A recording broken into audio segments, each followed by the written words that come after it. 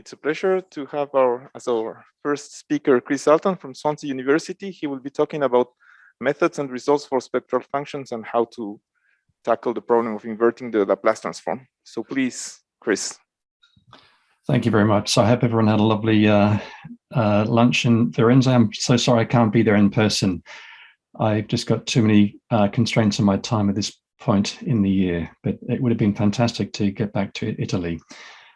So I'm going to be talking about the inverse Laplace transform. Its application is pretty obvious to this audience, I'm sure, but I'm going to kind of take a walk through history a little bit. But before I do, I feel obliged to talk about something which is not to do with physics, just very, very briefly. And that is, in the UK, we academics are in dispute with our employers. There is about 5 reasons. One of the main reasons is the proposed, or not proposed, is actually happening, the cut in pensions by up to 35%. So a new member of staff starting tomorrow starting on the 1st of April rather, would have 35% reduction in their pension when they retire. For an old person like me, it affects me least or less, but I think it's worth noting that this is what the UK employers in universities are up to. Okay, back to physics. So I'd like to kind of do a name check of my collaborators, because everything that I'm going to talk about is not my own work by any means. It's work done mostly by these people. And the names in pink are the PhD students who obviously, as we all know, do all the hard work. So this is our fast sum collaboration. We have members around the place, obviously, including Maria, who hopefully is in the audience and smiling now, although I can't see. Okay, so here's an overview of my talk. I'm going to be spending a fair bit of time talking about the mathematical limitations of the Laplace transform. I think this is a very interesting topic, which I've only recently uncovered myself. And when I say myself, really in collaboration with the people I mentioned in the fast sum collaboration. And it's certainly not my own work by any means, or not even fast sum's work, but it's work that's been done some time ago. And then I'll talk about some recent fast sum results, both trying to push our understanding of NRQ-cities, you'll see, of the upsilon spectrum, of the Bottomanian spectrum in various directions closer to the experimental values. And in particular, talking about 7 different approaches that we are using to analyze this data. So we really are coming at it from all angles, and knowing that perhaps some of these 7 methods may have limitations in certain circumstances, but by throwing 7 methods at the data analysis, we hope to get consistent and reliable answers for the experimentalists. So, but first I'm going to talk about kind of mathematical limitations. So to set this up, I'm going to be talking about the Laplace transform, and that is the appropriate integral transform in NRQ-CD. So taking a step back, what is NRQ-CD? Well, as I'm sure we all know, it's an expansion of QCD in the momentum.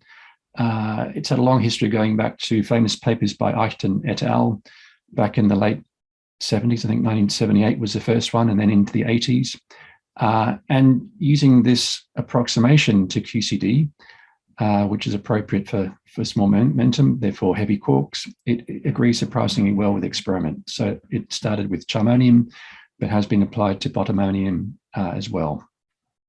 So why is this important? Well, with the NRQ-CD approximation, the Euclidean correlation functions that we measure from the lattice can be written as a Laplace transform, as an integral transform, where the kernel K is an exponential. So it is a Laplace transform. So whenever we have NRQ-CD, we have purely forward-moving particles and no backward-moving particles. So we don't have the backward movement like a Koch would give you in the relativistic case. Basically, the quarks and the anti-quarks decorrelate, and there's no Q-Q-bar pairs. And so once you've got a quark, you've always got a quark. So it's only forward-moving. So the kernel is exponential. Therefore, the integral transform is a Laplacian. Okay, so you might think it's simple. All right, so here's a kind of dictionary of what you might get out. I'm sure we've all seen this before. So I've lost the ability to use my cursor, so I'm going to have to use words. So there's the same integral transform. The plot shows you different kinds of spectral functions that you might get in different places. So the black stable delta functions are for masses where there's no width. If you go one down there to the blue, it's the bound states with some width, the thermal width or decay width. And then if you go to the red, it's melted, so those bound states no longer exist. And then the green, you get some non-zero spectral weight at zero omega, zero frequency or zero energy, and that can correspond to a transport peak. So that's a dictionary which I'm sure we all know about. So our aim is to be given the Euclidean correlator, the G of tau, and to extract the spectral function rho of omega, which is the plot we're looking at. And once we have that plot, we are happy because we can then make contact with experimentalists. And in particular for relativistic heavy ion collision experiments, we can feed that information into the models which determine how the fireball expands under hydrodynamics, etc. So our aim is to get the rho given the Euclidean correlation function. So why bother? Well, I've kind of mentioned that. We get masses, so the peak position is the mass, and the width is important for experimentals as well. And obviously, as you increase the temperature, you can see the temperature at which the state becomes unbound. So these are very important quantities to feed into the models of relativistic heavy ion collision experiments. Okay, so I don't think I've told you much that you don't know already. You may think this is easy to do, but of course it's not.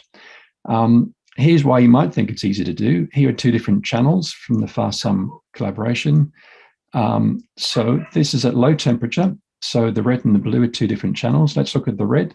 That's the upsilon. So it's an NRQCD meson made of two NRQCD quarks in a vector-like state. And that red is the correlation function, and it looks incredibly well determined. Feeding that through one of our standard analysis approaches to get the spectral function, we get the graph on the right. So those red curves are the spectral function. And you can see they're very much like a delta function. Everything looks fine. Also, quite pleasingly, the black dashed or dotted lines going vertically on the plot on the right are the masses obtained from an ordinary maximum likelihood exponential, multi-exponential fit. So this approach actually, okay, it's MEM. And clearly you can see everything looks fine. We can presumably have two different approaches giving us the same answers for the three lower states. And so there's great confidence. And it seems like the problem is solved. What is the issue with doing an inverse Laplace transform? This clearly illustrates everything is fine. Well, we've got to be a bit careful because that was at low temperature. So that corresponds to a spectral function, obviously, which is very much like a delta function. So the effective mass is like a plateau. If you increase the thermal medium, you get some broadening of the state. And if you think just in terms of the effective mass, let alone the spectral function, this effective mass plot for the case on the bottom left will be not a plateau. There'll be a downward drift because as the Euclidean time tau increases, you'll pick up the lowest states, and there's some tail at lower states all the way down to wherever it cuts off. So there'll be downward drift, and if the lattice went on long enough in time, it would keep on going down. So this gives us a hint that it might be a bit difficult to get that width. And in fact, going back to the plot I showed you 2 slides ago, you might also have, from a very naive perspective, a great concern because the Euclidean correlation function is known at maybe 10, 50, maybe 100 points. Whereas what we're trying to extract is a continuous spectral function, which presumably being continuous has a kind of infinite number of degrees of freedom. So, certainly 1,000 if you want to discretize it. So clearly you're giving it 10 or 100 points and you're trying to extract 1,000 points or so. So presumably by definition, it must be ill-posed. You can't get out of life more than you put in. And this seems like you're trying to do that.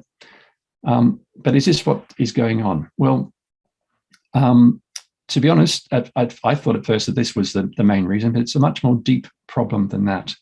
It's difficult to extract the spectral function in this case where it's a Laplace transform, and in fact in many other cases as well, not just because of that number of input data points compared to number of output data points. It's much more deep than that. So here a collection of papers So the one in the middle's been out for some time. The one at the very end is something that sparked our interest in this topic. And so that's in the one with the archive number 2201. And that referred back to the very first paper by McQuarrie and Pike back, yes, in 1978, some time ago. It was actually written by people working in a UK government establishment, not very far from where I am now, in fact, in that kind of radar establishment. And they were looking at integral transforms to do with imaging, no doubt to do with kind of radar, I guess. And so the question is, okay, why is it difficult to extract the spectral function? Is it because there's only a small number of points being put in to the box, and out of this black box comes a large number of output points? Is that the reason, or is it something else? Well, McQuarrie and Pike, and perhaps people that predate them that I've yet to find, found that it, in fact, it was to do with something else. Okay, so it's not just the number of data points being put in is too small. Even if you had a larger number of data points, intrinsically there's a problem. So what McQuarrie and Pike did is that they actually solved this integral transform for a particular case where the kernel was a product of omega and tau. Okay, so that's an important feature. So it's a product of omega and tau. So the NRQCD case, where the kernel is just the Laplace exponential, that fits into this category that they were studying. Unfortunately, the relativistic kernel does not. It's k of omega and tau. It's not a function of the product. They have to make sure that the kernel is bounded, but that's okay for an exponential. That's fine. And then they went away and solved that. Okay, and it's a great paper to read. Being in 1978, it's kind of an area where I kind of feel more at home, and I can almost understand it. So they have this integral transform, and they first consider a Fourier transform. Okay, so we have some time series and time space, and then we're trying to get out through a Fourier transform the frequency. So in other words, we're trying to work out the note on the piano that's being played. And you can imagine that in QCD, lattice QCD, it's not just a single note being played, it's a chord. Okay, some orchestra maybe are playing B flat major or something like that. Okay, and you're trying to pick out all the points. There's more than one note being played corresponding to the different excited states. So that's what we're trying to do. And notice that on the left-hand side, we got time space, and on the right-hand side, we got frequency space. And you might think that they're distinct and that you can't mix them. Okay, that turns out to be kind of a wrong assumption. But if you go through the mathematics, what you find is something really interesting. You can take a perturbation in the spectral function, okay, given by that capital omega. So it's an oscillating perturbation in the frequency little omega. And when you put that through the mathematics, that obviously leads to a perturbation or a change in the output time series. So that should be delta G of tau, not delta C of tau. So it turns out that perturbation in the spectral function, because of the fact that the kernel is integrable, for large enough capital omega, that perturbation gives you zero. So even though you absolutely definitely are adding something finite to the spectral function, you're making negligible change to the time series correlation function. And of course, you can add that perturbation in an infinite number of different ways, each of which will give you basically no change in the time series. So that clearly means that the as it were, frequency space, or the spectral function itself, is not unique, and that there's an infinite number of them which will give you the same time series correlation function. So this is the nub of the problem. And you can see that this argument here does not depend upon the number of points that you're giving your kind of black box numerical inversion process. It doesn't depend on whether you're giving it 10 or 100. You can be giving it an infinite number. Okay, you can be giving it an infinite number of points in the time series, and you'll still get this problem. So there's a limit to how much information you can get out. So there's a great quote from this paper, this difficult numerical problem, which is frequently encountered by physicists and engineers, is still the subject of much attention. That was in 1978. And they also say that you need to consider information content in order to avoid obtaining meaningless results. Okay, so wonderful. They talk about image transforms as well, going through a lens, and this is really insightful. So they talk about having a lens and forming an image from an object. In this part of the world, I think a sheep is most appropriate, and you're trying to resolve the kind of the nose of the sheep, and that might have a distance scale of capital X. And this integral transform defined by this lens has the property that there is a maximum frequency that can be kind of handled by the lens. Any frequencies above that, spatial frequencies in this context, can't be resolved. And so what we're doing then is on the integral below, we're taking the object O and we're doing a Fourier transform to get in frequency space. And we're just integrating over the end of the nose of the sheep. And then we're inverse Fourier transforming it back, but with a cutoff. Why? Well, the cutoff talks about the maximum resolving power of the lens. So its cutoff is capital omega.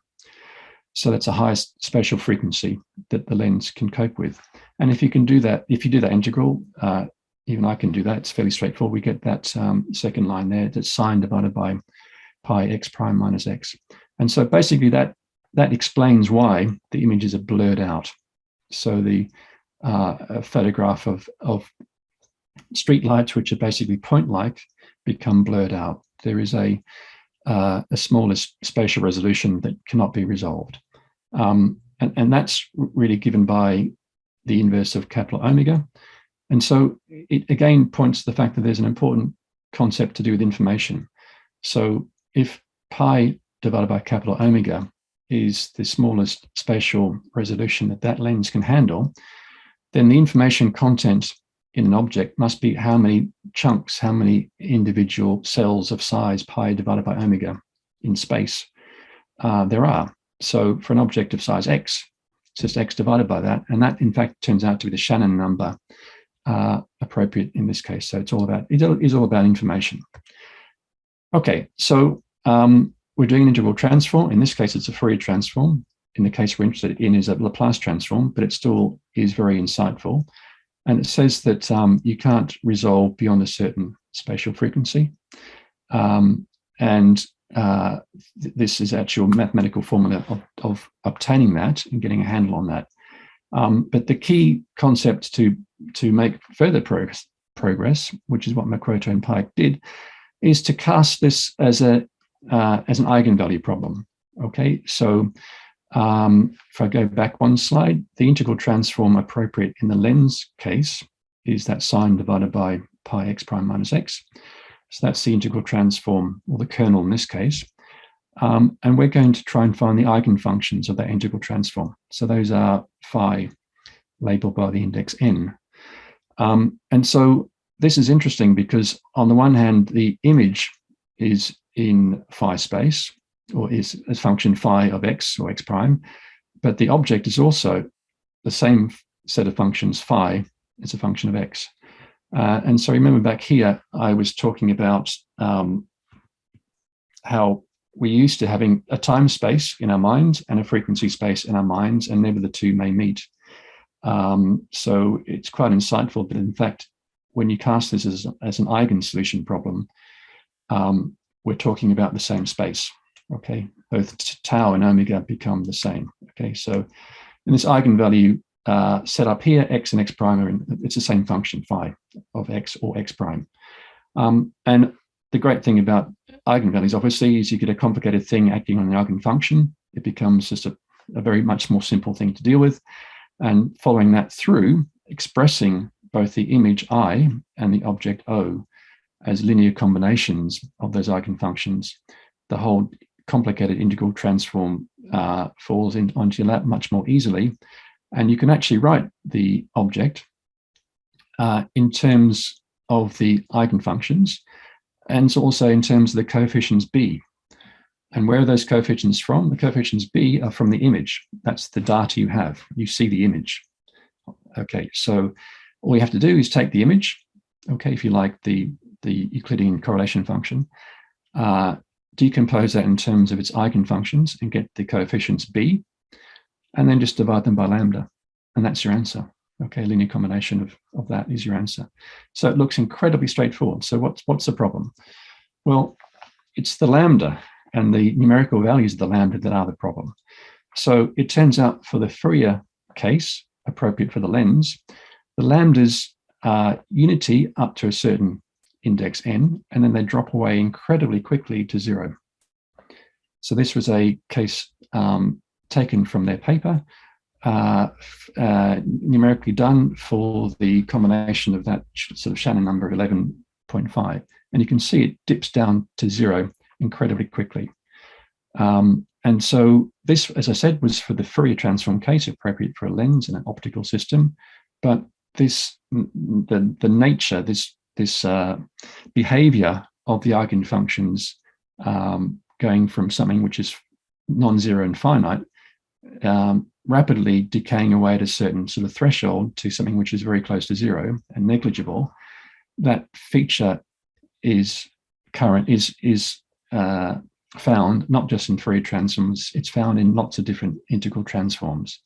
And you guessed it, it's also found in the case of Laplace transforms. So basically, going back to here, the b divided by lambda n kind of tells you that a very small change in b, in other words, if the image had a little bit of error in there, a little bit of wiggle room, then you wouldn't have the b done very accurately. So there'd be a little uncertainty there. And obviously, then in some cases, you're dividing by a lambda, which is very, very close to 0. So you're magnifying that uncertainty.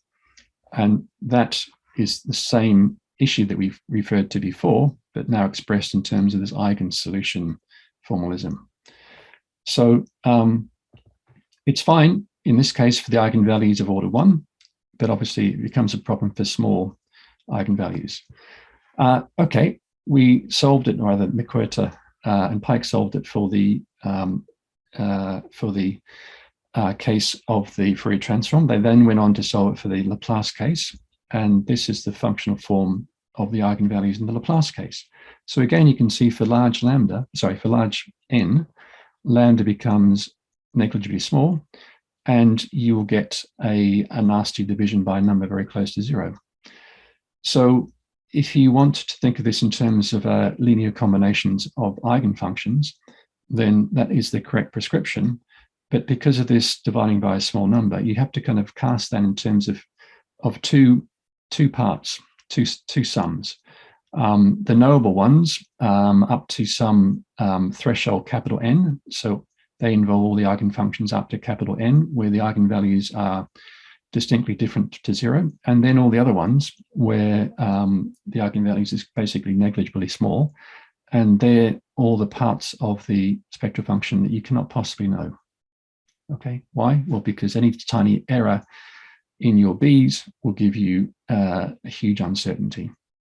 So this is a nice way of looking at the kind of information content and of the spectral function, which has got a fantastic kind of optical correspondence, and you can see it, very, very clearly mathematically. Okay, so I thought that was going back to the 1970s. It shows you that some good came from the 70s. So and so then when we try and apply the various inverse Laplace transforms to extract the spectral function, clearly we have to bear in mind that there is this concept of the information content and the unknowableness for presumably high frequencies that you will never be able to obtain. So sorry, that's not good, is it? I didn't turn off all my devices onto silent. Schoolboy error. Okay, so then I want to now talk about some results which we obtained from the fast sum collaboration.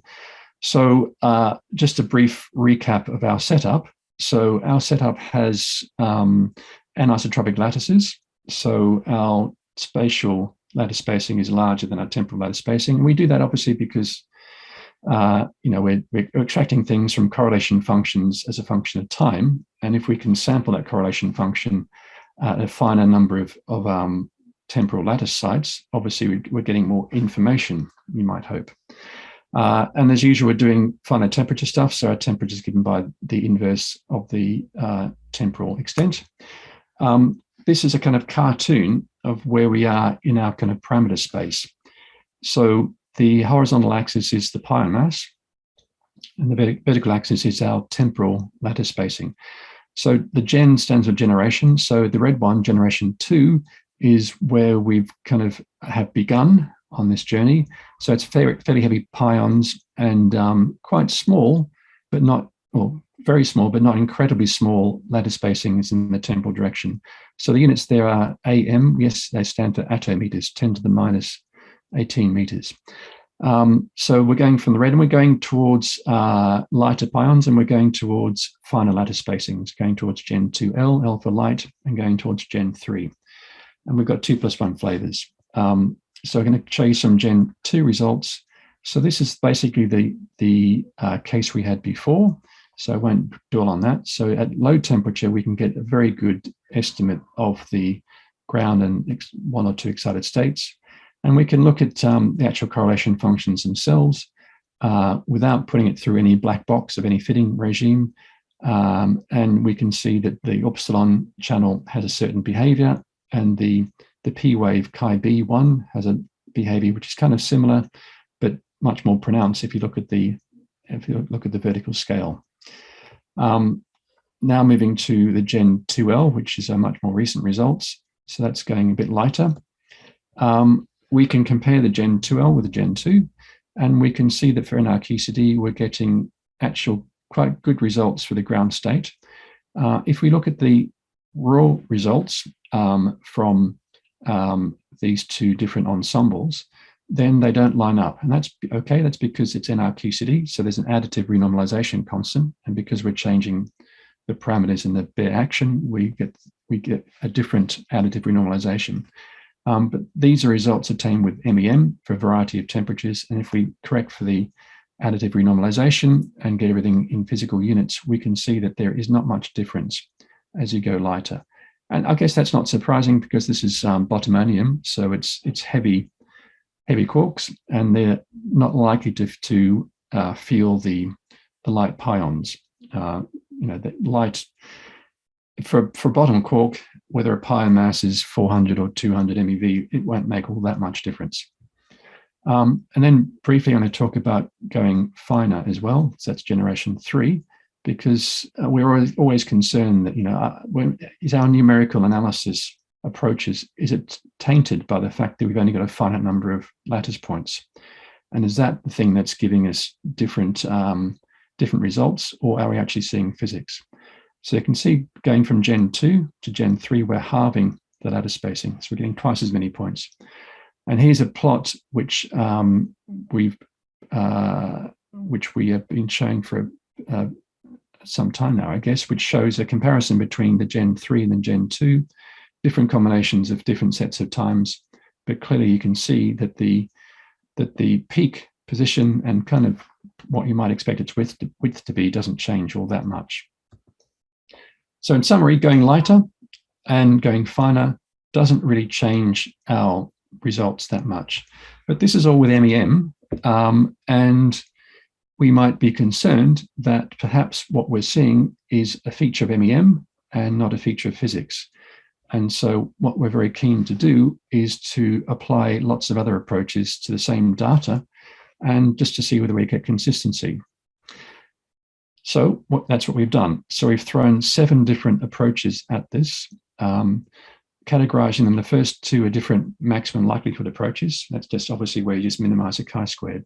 And so this is sort of fitting exponentials, or fitting, as it were, exponentials with a finite width, in other words, a Gaussian state.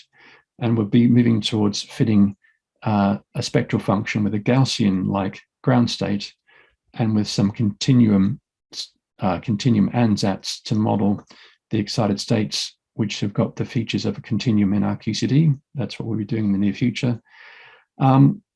Also, we've been looking at the moments of the correlation functions, and this is a very interesting approach because it requires no fitting. Okay, it's just manipulating the correlation functions.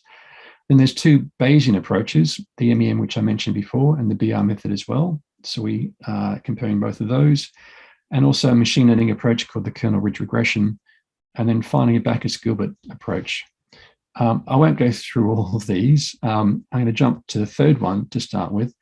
The moments, Maria, who probably is in the audience, is the expert on this, and she brought this to our attention. So the great thing about this is that it involves no fitting, essentially. So taking the Euclidean correlation function, just differentiating it once basically gives you access to the effective mass. You can see that from the second line. And then if you did a second derivative, then that's not surprising. It gives you something like a variance. And the variance the variance when you weight it by the spectral function basically gives you the width, or it gives you a measure, gives you a proxy for the width. And so as you can see, if you just take the Euclidean correlation function and take the second derivative, etc., and play around with that, you can directly get an estimate of something which is related to the width. So we're working on that approach. And then, as I mentioned, we've got two approaches using Bayes' theorem. And so Bayes' theorem is named after Thomas Bayes. He didn't actually publish Bayes' theorem. It was only made known to the world. Well, okay, I'm sure someone else would have come across it not long after. It was only made public to the world by a guy called Richard Price. Amazing guy. He had links with the American independence leaders, friend of George Washington, etc. And he was educated a stone's throw away from Swansea. So a bit of history lesson for those in Florence who are probably bereft of history where you are. So the Bayes' theorem, you can summarize it in the Venn diagram on the right. So Bayes' theorem is written just below where it says Bayes' theorem. Yes, I wish I had a pointer working. So the probability of landing on the intersection of F and D is given by that product in two different ways, and just rearranging those two different ways of looking at that product, you get the probability of F given D. Okay, so in our mind, F is the fitting function, so that's the output, that is the spectral function, and D is the data, so that's our Euclidean correlation function. So F is the fitting function, D is the data. And Bayes' theorem is never been questioned, and that is what it is. So if we look at that, the right-hand side in the numerator has got the probability of the data given the fitting function, and that's given by the exponential of the chi-squared. But that is not the same as the left-hand side because there's those two other factors. Okay, so it turns out that the denominator is irrelevant, it's just a constant. But the probability of F is not a constant, and it will change as you change the fitting function.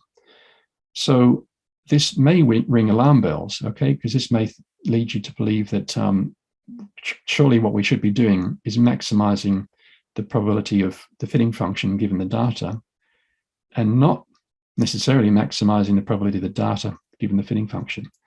So how do you include the probability of the fitting function?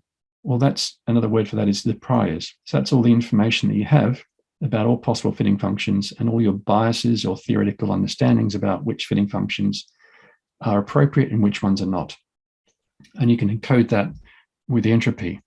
But just coming back to the fact that the maximum likelihood approach doesn't do what you want it to do, is that an issue? Well, this is Bayes' theorem again. So the maximum likelihood method maximizes the probability of D given F. So it does not include the priors. At least it apparently doesn't include the priors. But in fact, it turns out that we are including the priors. When we're doing an exponential fit, someone whispered in our ear and told us that the correlation functions are well approximated by an exponential. And why is that? Well, theoretically, we can expand the basis sets and so on and show that it decays as exponential. So there's theoretical reasoning to give us the fitting function of exponential or sums of exponentials. So in fact, the fact that we do use the exponential is including the prior. Okay, so if you like, we didn't fit to a sinusoidal function or a logarithm, we fit it to an exponential. Okay, so that fact that we did that means that we are in fact including the priors in a sense. So the maximum likelihood method, in a sense, involves a kind of a Bayesian approach in a way. Okay, so in the case though when we don't know the fitting function, so in the case of thermal QCD at large enough temperatures, certainly the spectral functions are not delta functions. They're thermalized out, they've got some width. So we have to then make a progress. And so no one really can tell us the exact form of the fitting function. So we then have that problem with the degeneracies, as I mentioned earlier in this talk, and therefore we have to remove the degeneracies. How do we do that? Well, we do it with an entropy term. And that's the way of encoding the priors. So the entropy term really measures the amount of information content in the spectral function. So that means that very jagged spectral functions with lots of features in them at very fine frequencies, very high frequency, very, very fine resolution, they've got lots of information. So the entropy term disfavors those. So it says that's got high information content. We don't like that because because we don't have enough information to give that much information, to give that much detail in the spectral function. So the entropy is a way of regulating the theory and removing the degeneracies, and therefore, in a sense, handling those small eigenvalues when we cast this inverse problem as an eigensolution problem. So here's a little table which kind of can perhaps convey all this. We've got a choice of having no data or some data. We've got a choice of having no priors or some priors. So the top left orange part, where we've got no data and no priors, where there's no information content I in the fitting function, there's just nothing. We can't say a single thing. Obviously, no one's given us anything.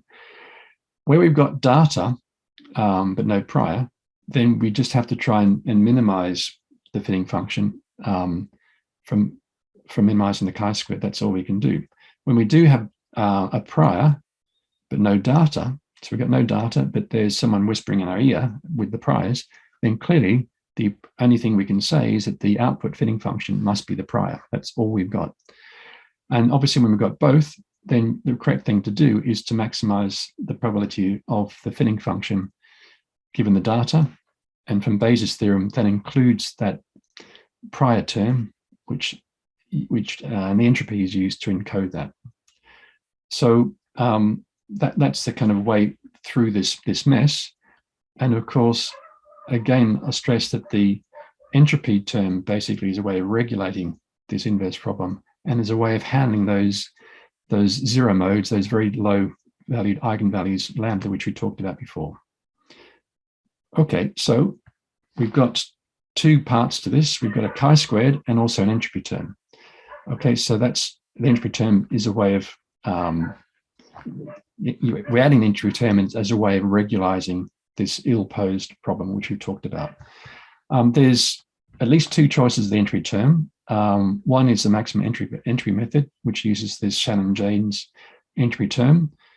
And the other is the BR method, which is kind of closely related, but is distinct. It's a distinct definition of the entropy term. So coming back to the fast sum, we have used both approaches to try and analyze our data. And it turns out this is now just MEM for starters. The question is MEM sufficient to see a difference, to see a thermal effect? Okay, so with the fast sum collaboration, we've got a fixed scale. So our lattice spacing in the temporal direction is fixed. So to change the temperature, we have to include or remove lattice sites in the temporal direction. So we have to change the number of data points in time, and therefore a correlation function, Euclidean correlation function, has more or less data points depending upon the temperature. So there's an interplay, therefore, between how many data points we have, and presumably the stability of our inverse approach, and the temperature. And so therefore we are always concerned when we see an effect, when we change the temperature, are we actually seeing a thermal effect, a physics effect, or are we just seeing an effect because our data approach is different. Why? Well, because we're including more data points. So when we see a change, is it physics or is it just analysis bias? So one way we can, well, there's a few ways of handling that, but one way is just to fix the time window to the same for the two cases, one at high temperature and one at a low temperature. So clearly we're throwing away some data points at the lower temperature, but needs must. And so here's a case where we're using the same time window for two different temperatures. And we can see that, yeah, the red one, which is hotter, is arguably fatter. And so presumably we are seeing a thermal effect. So that gives us some confidence that there is just about a thermal effect there able to be resolved from MEM. Okay, so that's great. And then we'd like to compare MEM with BR as well. And here is our first kind of comparison of the two. And I haven't overlaid them, but you can see that they're very similar. Okay, so that gives us confidence that we are extracting physics and we're not extracting hearsay.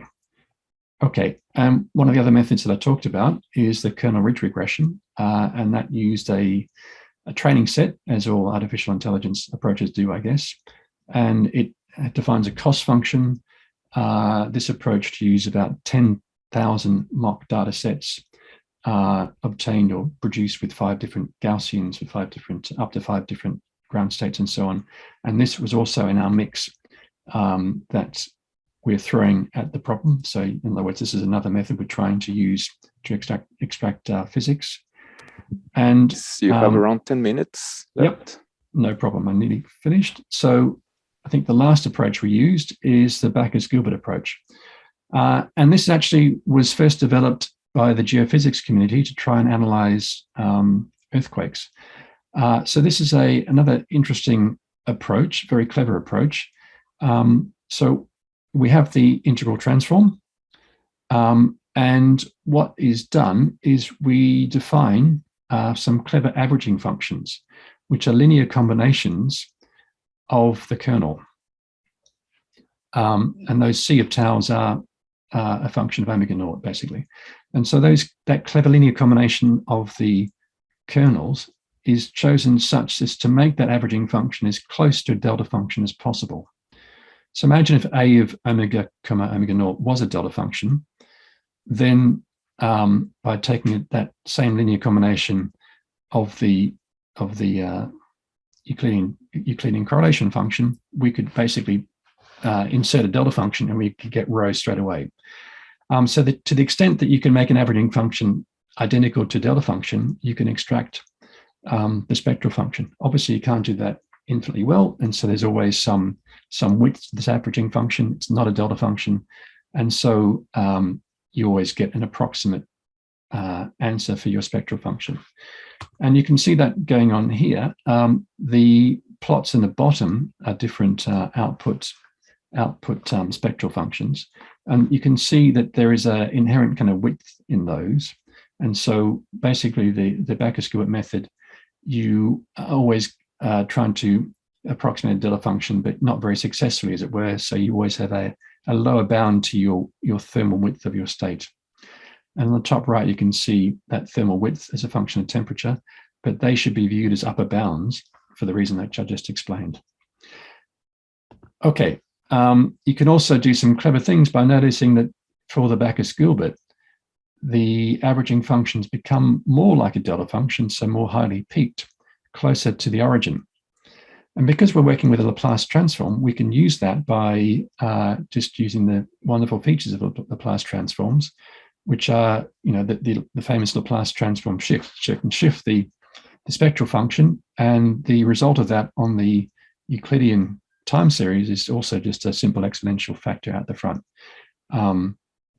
And so we can shift our input data to try and move the ground state as close as we dare to the origin. Why do we do that? Well, we do that because it's close to the origin that the Backus-Gilbert has got the best resolution. So we can play around doing those sorts of things. And also finally with the Backus-Gilbert, we can invoke the empirical observation that if you integrate the averaging functions, then mathematically that's like the spectrum of a constant.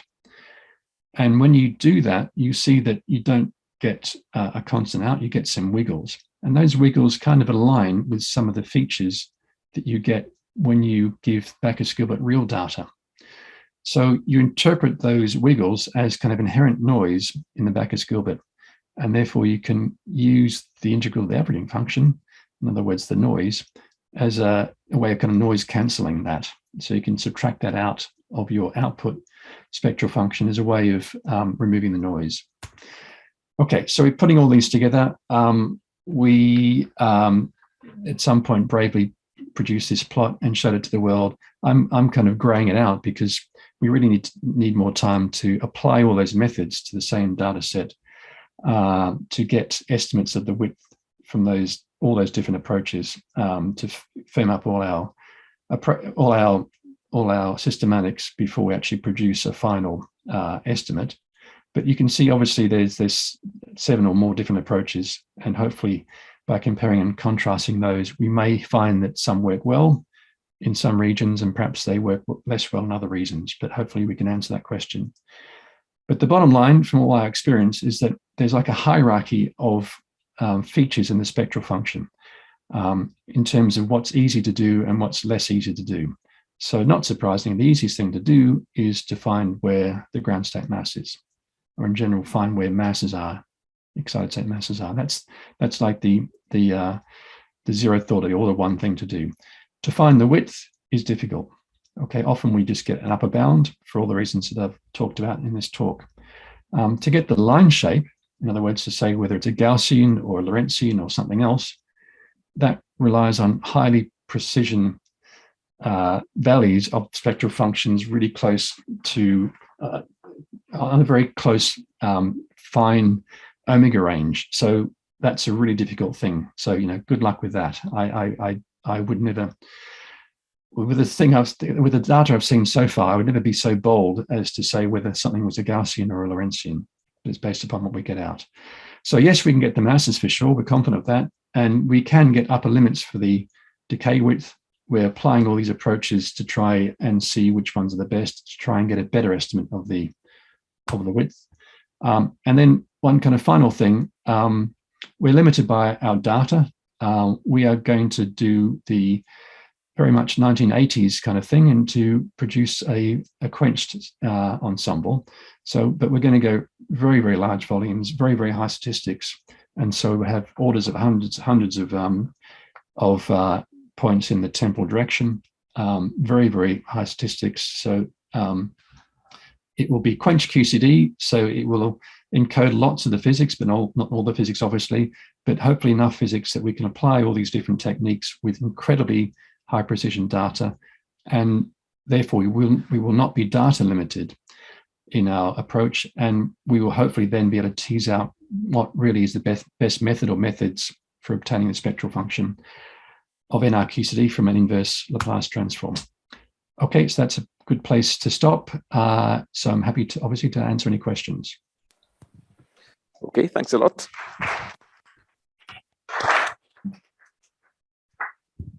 So any questions from the audience here or remotely? Can we check also?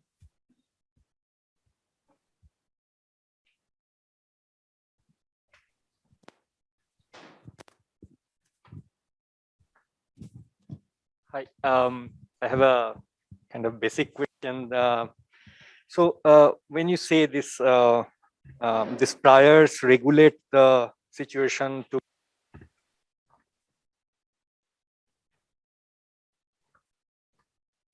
prior probability when get multiplied with this normal chi-square part to maximize the posterior probability. So what's the role of the weight of that prior plays actually? I mean, when do you?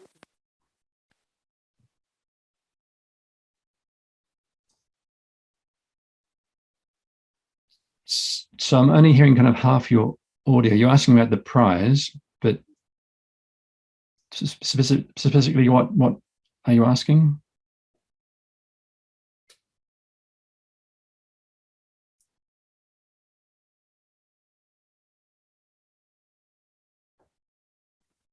On Zoom, we cannot hear the questions from the lecture hall. They cut out. Can you hear me now? I can hear you now. Yes, yes. Okay. So I take some prior function and I multiply with some weight or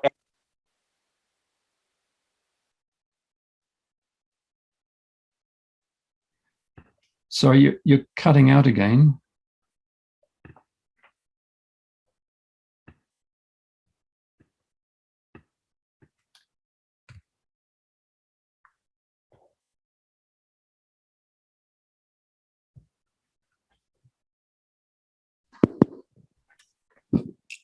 okay, third try.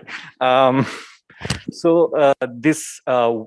asking about when this reconstruction is reliable in the sense that I can believe that I'm not putting too much weight on the prior. It's really data dominated. How do I decide that on the first principle? Yeah, that's a good question. So I didn't include the fact that inside here there is a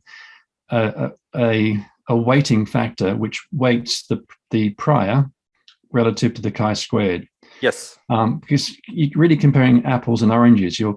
Here is given by the chi-squared, and that's a correctly normalized, well, you can make it correctly normalized probability. But the probability of the fitting function is a more philosophical kind of concept.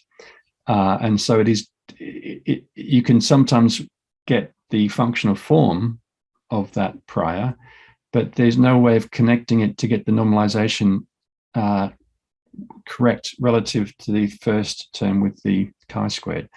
So in other words, there is an unknown weighting factor for the entropy. So it's a good question. So basically, then you've got this yet extra kind of hyperparameter, and it's called alpha. And then there's ways of working out what is the best value of alpha. So in the MEM, you can analytically work out the probability of alpha, and you can see that it's peaked. So you can actually calculate this probability of this hyperparameter being correct. And you can say, I'm going to go for the alpha value where that is peaked. And you can do other approaches as well. But yes, in principle, in theory, and in practice, you have to be careful not to put too much weight on the prior compared to the data, and it is a balancing act, but there are tools to go about that. Okay, thanks. Other questions?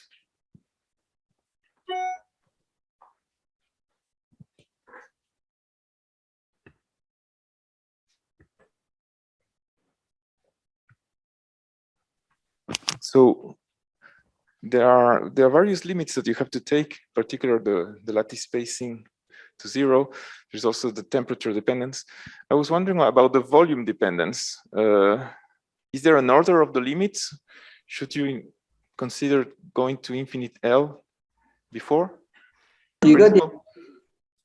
Yes, obviously in theory, yes. In practice, for NRQCD, it's got quite a few advantages in NRQCD. So the bottom-onium system, obviously, it's quite small, and so yes, in theory, you should go to infinite volume. But in practice, we're affected by finite size effects much less than, say, pion physics or proton physics even. Yeah, I mean, the number of states that can appear in the spectral function depends in principle a lot on L. But yes, probably for the quantities you're looking at, which have heavy mass, this is not really so much of a problem. Yeah, so in fact, you're right. So in a sense, there's a famous sort of splitting of the states given by the separation and the momenta available, and the separation and the available momenta, it obviously goes as 1 on L, the spatial lattice extent.